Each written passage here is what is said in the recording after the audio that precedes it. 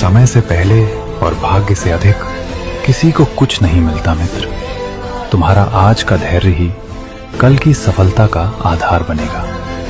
परिस्थितियां कैसी भी हों, अपना मन कभी अशांत मत होने देना।